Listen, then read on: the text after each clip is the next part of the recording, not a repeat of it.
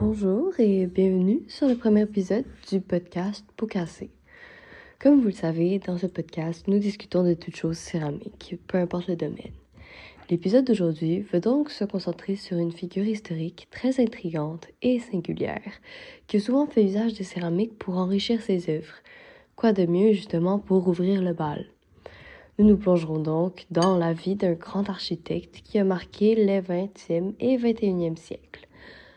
Antoni Gaudí, de son nom complet, Antoni Placide Guillaume Gaudí y Cornet. Commençons d'abord par un petit résumé de sa vie. Je suivrai donc les grandes lignes et les dates importantes qui ont jalonné son existence, mais j'essaierai de ne pas trop m'étendre pour éviter d'en parler pendant une heure. Donc, né le 25 juin, son lieu de naissance est encore sujet à controverse. Il est inscrit Reus, une ville catalane au nord-est de l'Espagne, dans la province de Tarragone, sur tous ses documents officiels, mais Gaudí lui-même affirme à plusieurs reprises être né à Riudoms, une petite commune située à 5 km de Reus, d'où provient sa famille paternelle.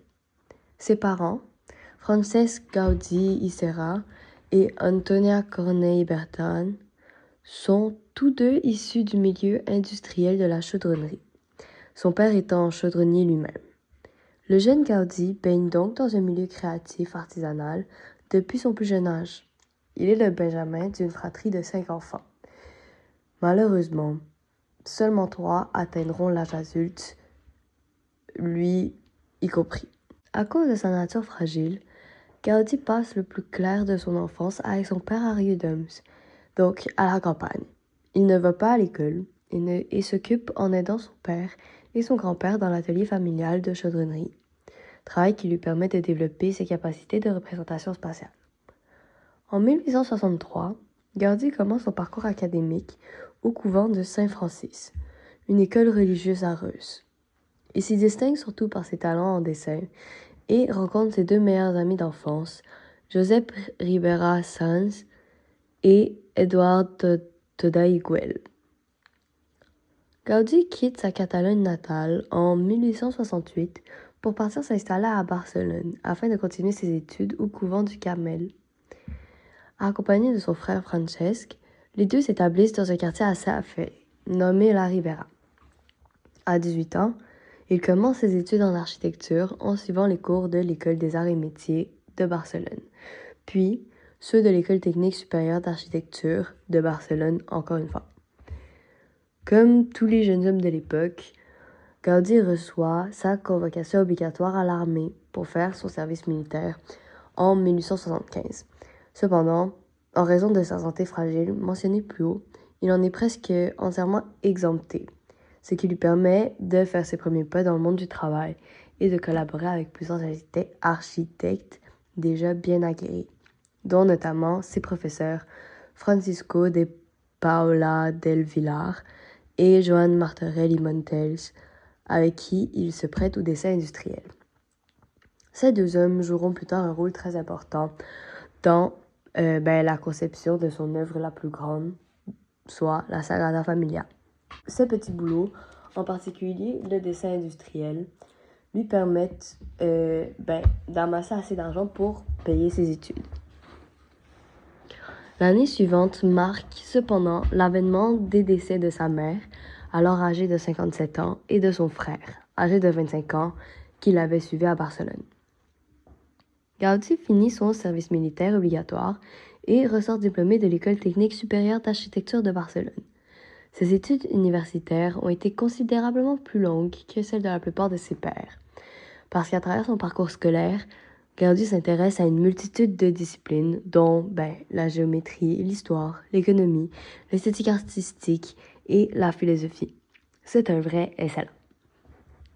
Malgré des résultats académiques plutôt moyens, c'est un peu moins un excellent, ce sont ses idées qui le démarquent de ses camarades et qui lui valent, à sa graduation, la remarque suivante de la part de son directeur. Nous avons accordé le diplôme à un fou ou à un génie. Le temps nous le dira. À mon avis, le temps, ainsi que les projets postérieurs de Gaudí, semblent avoir penché pour le génie. Gaudí, maintenant fraîchement diplômé, établit son cabinet dans le vieux quartier juif de Barcelone, la Calle del Cal. Il entame plusieurs travaux, avec notamment une vitrine commanditée à l'occasion de l'exposition universelle de 1878 à Paris, qui lui vaudra la reconnaissance et l'admiration d'Eusebi Güell, un industriel espagnol qui deviendra son premier mécène et son plus important mécène. Eusebi Güell, de son nom complet Eusebi Güell y Bacigalupi, est une figure très importante dans la vie de Gaudí, notamment par la commanditation de beaucoup de ses projets. Son amitié avec Güell lui permet de participer à plusieurs projets architecturaux comme mentionné plus tôt et d'agrandir sa liste de contacts professionnels puisqu'il s'agit d'un riche industriel. Il peut donc rembourser complètement ses dettes scolaires et mener une vie sociale très active. Quel homme! Il reçoit de plus en plus de commandes et se voit donc obligé de recruter de plus en plus d'architectes dans son cabinet parce que, il peut pas répondre à toutes ces commandes tout seul. Quelques-uns deviendront bien après, eux aussi, des architectes renommés. Gaudí prend en charge en 1884 la totalité de la responsabilité des travaux de la Sagrada Familia, notamment grâce à son ancien mentor, Joan Martorell y Montells, qui propose sa candidature. Il hérite d'un chantier gothique et de ses plans, mais décide par la suite de changer de style architectural et de se tourner vers un mouvement de sa création, soit le naturalisme. La période qui s'étend de 1900 à 1910 marque environ l'apogée de sa carrière. C'est dans ces années-là que Gaudí réalise les œuvres qui le font reconnaître comme une figure incontournable de l'architecture et lui valent l'attention du public. Malgré sa popularité auprès des foules, Gaudí reste quand même un personnage qui divise. Ses plus grands admirateurs louent son génie et son inventivité, tandis que ses plus grands détracteurs dénoncent son extravagance et ses ambitions, par moments démesurées. Ces débats, bien entendu, ne l'atteignent pas, et il ne reste fidèle qu'à ses idées. Parce que sinon, ce ne serait pas un personnage qui divise. Le père de Gaudí décède en 1906, ce qui fait sombrer Gaudí dans un état dépressif qui, ajouté à l'isolement social dans lequel Gaudí avait déjà commencé à s'enfermer à cause de son dévouement total à son travail, quelle est celle-là, achève de le retirer complètement de la société. Les années 1910 à 1920 marquent une décennie difficile pour Gaudí. Sa nièce, dont il a récupéré la garde après la mort de sa sœur, meurt en 1912. Un de ses bons amis et collaborateurs, Francesc Berenguer, décède à son tour en 1914. L'année qui suit, le chantier de la Sagrada Familia est déserté par tout travailleur à cause d'une grosse crise économique. Et donc, la construction de la Sagrada Familia s'arrête complètement. 2 ans plus tard, c'est le chantier de la Colonia Güell qui est arrêté. Gaudí perd en 1916 et 1918 respectivement 2 autres de ses amis proches et mécènes, Josep Torras y Bages et Eusebi Güell. Comme on l'a mentionné plus tôt, c'était vraiment une décennie très compliquée. Tous ces deuils poussent Gaudí à ne se concentrer que sur la construction de la Sagrada Familia parce qu'il noie sa peine dans son travail. Quelle est celle-là? Gaudí décède à l'hôpital de Santa Creu suite à un accident de tramway arrivé juste devant la Sagrada Familia. Ça a pris un certain temps avant de se rendre compte que c'était Gaudí qui était mort, étant donné que la plupart des gens qui avaient été témoins de la scène pensaient qu'il s'agissait simplement d'un sans-abri qui venait de se faire frapper. On a découvert plus tard qu'il s'agissait en fait de Gaudí. Des funérailles d'envergure ont lieu quelques jours après, durant lesquelles il se fait enterrer dans la crypte de la Sagrada Familia, son œuvre la plus ambitieuse. Sa vie a été marquée d'événements tragiques comme d'événements exaltants. Son caractère singulier, un trait très stéréotypé des génies, nous annonce sa couleur et la capacité créative incroyable de cet homme. Merci beaucoup Charles, c'était vraiment très intéressant. Maintenant, allons faire un tour du côté des arts et allons voir comment sa patte stylistique, son style artistique en quelque sorte, a pu être influencé par ses valeurs et son idéologie.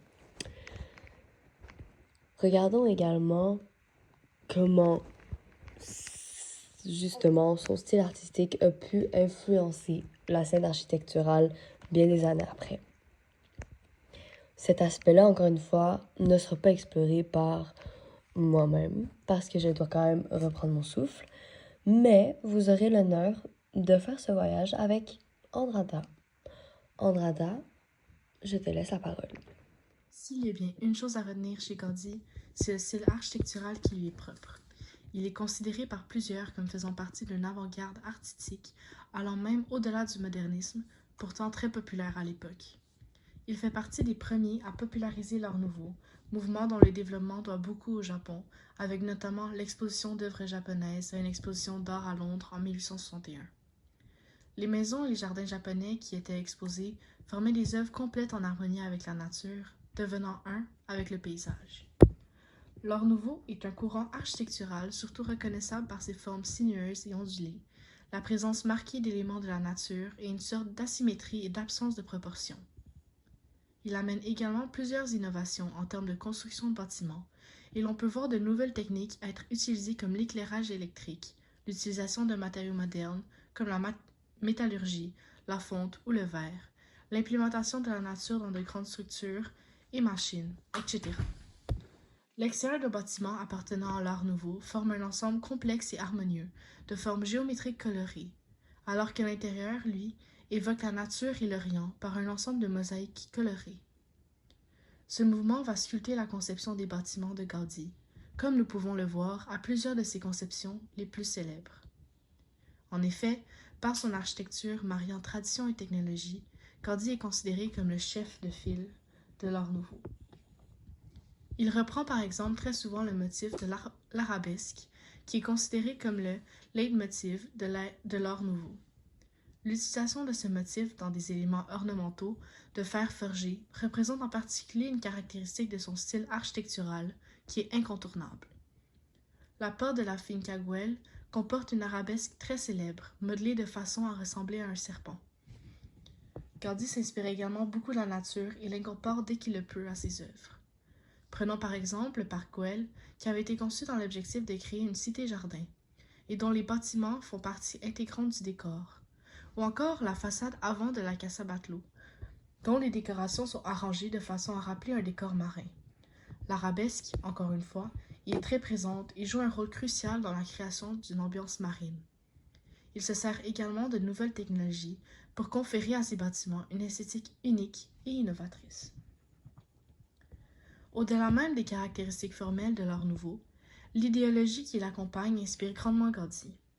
Les artistes de l'art nouveau sont de fervents défenseurs de l'artisanat, cherchant à arrêter la lancée de la production industrielle, qui remplace la liberté individuelle créative par des moyens de production plus efficaces mécaniques, étouffant ainsi le caractère unique des œuvres, qu'elles soient architecturales ou artisanales. Il y a un désir de préserver la tradition artisanale qui se trouve menacée par le développement industriel de l'époque. L'architecture se voit ainsi renvoyée par des techniques et méthodes anciennes, telles que l'utilisation du fer forgé, de la menuiserie, du plâtre, de l'ébénisterie, de la poterie ou encore de l'émaillage. Gaudí, en développant l'art nouveau en Espagne, a conféré à celui-ci un pouvoir symbolique important et a aussi contribué à la création d'une identité catalane fière, qui perdure encore aujourd'hui, qui sera abordée plus tard. Le mouvement se termine cependant au début de la Première Guerre mondiale, laissant place au mouvement de l'Art déco, qui fait un appel au retour du classicisme. Ces deux mouvements ont en commun l'utilisation de nouvelles techniques et de nouveaux matériaux. L'Art déco se dissocie cependant de l'Art nouveau par son rejet des techniques et des méthodes traditionnelles, ne se tournant que vers le progrès et les innovations technologiques de l'époque. Comme chaque mouvement artistique naît d'une réaction à celui qui le précède, l'avènement de l'Art déco peut être en partie attribué à Gaudí, de par sa grande contribution à l'art nouveau. Ce mouvement architectural est considéré en quelque sorte comme le précurseur du mouvement prénommé Art déco. Le style Art déco apparaît officiellement en 1920, juste après la Première Guerre mondiale, par ceux du style Art nouveau, qui se termine juste avant celle-ci. L'architecture Adolf Loos écrit le Ornament und Verbrücken en 1908 à Vienne. Il s'agit d'un ouvrage s'opposant à l'aspect ornemental excessif de l'art nouveau et proposant plutôt une épuration de l'art et un retour aux formes géométriques et aux lignes droites qui deviendront emblématiques de l'art déco. C'est un mouvement architectural qui doit principalement son essor à l'exposition internationale des arts décoratifs de 1925 qui se tient à Paris. Les œuvres de 20 pays étaient exposées et ont fait se déplacer plus de 16 millions de touristes. Il est reconnaissable par l'utilisation marquée de lignes fortes, de formes géométriques et de matériaux audacieux dans un tout épuré et luxueux. On peut aussi y trouver la répétition de designs utilisant des motifs à chevrons, en forme de zigzag ou triangulaire, la simplification de formes et de lignes, l'utilisation du bas-relief dans les panneaux décoratifs, la décoration par motifs de fenêtres et le rétrécissement échelonné de certaines façades architecturales. Cette focalisation sur la géométrie est apparue en réaction au style plus naturel et organique de l'art nouveau. Ce développement de nouvelles techniques qui aspirent à la modernité et au futur de l'art peut être expliqué par le contexte politico-historique de l'époque, soit la fin de la Première Guerre mondiale. En effet, les survivants de celle-ci cherchent maintenant à montrer leur évolution et leur état de prospérité, les riches allouant de grandes sommes d'argent au développement de l'art déco, notamment par l'utilisation de matériaux dispendieux comme l'or ou le quartz. C'était vraiment très intéressant. Merci beaucoup, Andrada. Maintenant, qui dit art dit monument. Et qui dit monument dit tourisme. Accrochez vos ceintures, sortez vos cartes GPS, sortez vos visières et votre attirail de touriste. Je vous emmène faire un tour du côté de l'économie. Bien entendu, l'économie, pas au sens financier du terme, mais plutôt, je vous invite plutôt à vous rendre compte de l'impact économique que Gaudi a eu sur Barcelone, mais plus particulièrement, mais plus généralement, la Catalogne dans son ensemble. La Catalogne, et a fortiori Barcelone, est connue et admirée pour son architecture et sa structure urbaniste. C'est une des rares régions dans le monde qui, en raison de circonstances historiques et culturelles très spécifiques, a réussi à développer une école d'architecture qui lui est propre et qui mérite la qualification de régionale. Gaudi, avec le modernisme et l'art nouveau, a tenté de redonner ses lettres d'honneur à la culture catalane en l'implémentant dans ses créations. Son retour aux techniques traditionnelles et à l'art catalan authentique donne naissance à une esthétique urbaine dans laquelle le peuple peut se reconnaître et qui reprend de l'essor après 1950. L'alliance entre l'innovation et la tradition façonnera par la suite le caractère distinctif de Barcelone. Dans les années 1990, la prise de conscience collective des artistes catalans du manque d'infrastructures culturelles les précipite vers une politique de revalorisation des traditions catalanes. Un des principaux débouchés architecturaux de cette politique font reparaître le style de Gaudi ainsi que le modernisme, mouvement duquel il est considéré le chef de file. Les artistes en charge de mener le projet à terme se tournent vers les œuvres de Gaudi ou s'inspirent de sa manière d'intégrer la culture catalane à ses créations. On dénombre parmi eux notamment Josep Maria Subirats, qui contribuera à la réalisation de nombreuses sculptures destinées à orner la Sagrada Familia, qui sont représentées dans la photo, à droite. Sauf qu'il n'y a pas de photo, je vais le couper au montage. Ces bâtiments participent au paysage urbain caractéristique catalan, ainsi qu'à l'apparence particulière de Barcelone, qui constitue une grande partie de son charme et conséquemment de son attrait touristique. sans toutefois reprendre le style du modernisme qui a rencontré très peu d'enthousiasme. Et voilà, à peu près tout ce que nous trouvions d'intéressant sur ce personnage d'exception. Nous pourrions encore continuer à en parler pendant des heures, mais nous savons que ce n'est pas exactement ce que le public recherche. Donc, nous sommes au regret de vous annoncer que notre temps ensemble tire à sa fin. Cependant, nous nous retrouvons dans le deuxième épisode qui abordera le sujet du trincadis, soit le fait de réaliser des murailles à partir de petits bouts de céramique brisés. En tout cas, merci beaucoup de nous avoir suivis à travers la vie de cet illustre homme et nous vous souhaitons une excellente semaine. Nous nous retrouvons pour le deuxième épisode la semaine prochaine. Merci beaucoup à tous et à toutes. Passez une bonne soirée.